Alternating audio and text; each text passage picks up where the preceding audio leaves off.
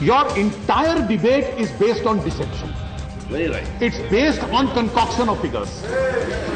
So you exaggerate the amount of wastage, create a horror situation, and then say therefore cold storages are required, cold storages are rocket science, and therefore our food supply chain must be handed over to the foreigners. क्या पश्चिम के कुछ विकसित देश उस परिभाषा का पैमाना तय कर दें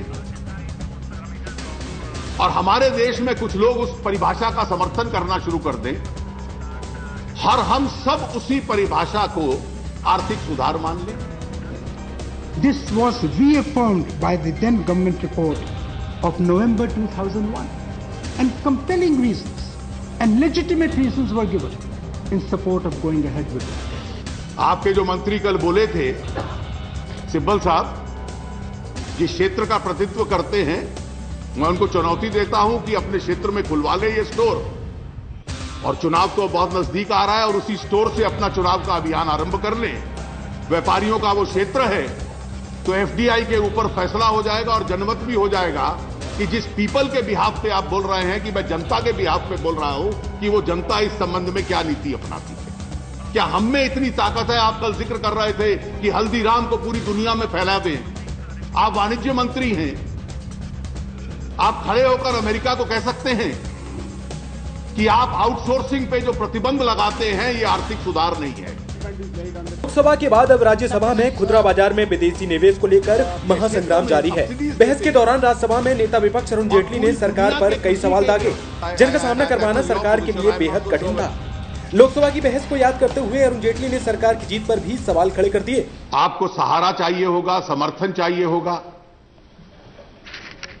और पिछले कुछ सालों का इतिहास इस बात का गवाह है कि आपको जब जब इस 253 को 272 बनाने के लिए सहारा और समर्थन चाहिए तो आपको समझौते करने पड़ते हैं। यही नहीं, जेटली ने सरकार के तर्कों की काट में भी कई तथ्य सामने रखे।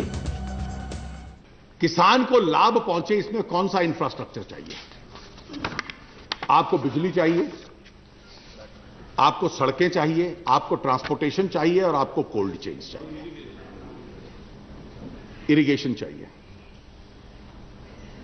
ये बड़े स्टोर आकर इस देश में इरिगेशन की सुविधा नहीं बनाने वाले, ये बिजली का उत्पादन नहीं बढ़ाने वाले, ये सड़कें नहीं बनाने वाले। ट्रांसपोर्ट नेटवर्क इस देश में है, सड़कें भी हैं, सुधार की आवश्यकता है। जेटली की बाद बारी आई मायावती की।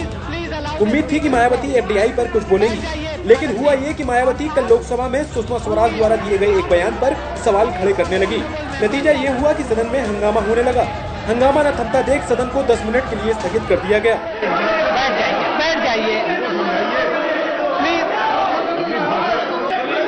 House is adjourned for 10 minutes. दोबारा कार्यवाही बहाल हुई तो मायावती ने सरकार के समर्थन का ऐलान कर दिया। मायावती ने साफ कर दिया कि बहुजन समाज पार्टी सरकार के फैसले का वोटिंग के जरिए समर्थन करेगी। केंद्र सरकार की वर्तमान एफडीआई की नीति में इस प्लस पॉइंट को भी ध्यान में रखकर, अर्थात केंद्र सरकार की खुदरा बाजार के क्षेत्र में वर्तमान एफडीआई की नीति को देश के किसी भी राज्य में जबरन थोपा नहीं जाएगा। ऐसी स्थिति में इस प्लस पॉइंट को भी ध्यान में रखकर अब हमारी पार्टी ने कल यह राज्यसभा में केंद्र सरकार के पक्ष में ही वोट देने का फैसला लिया। जाहिर है मायावती के समर्थन ने सरकार की मुसीबतें थोड़ी कम कर दी हैं। लोकसभा में वोटिंग पर बाजी मारने के बाद सरकार के हौसले पहले से बुलंद थे। ऐसे में मुलायम की समाजवादी पार्टी अगर सरकार का साथ नहीं भी देती है तो सरकार के पास नंबरों की गणित अब पूरी है। Bureau report, news point.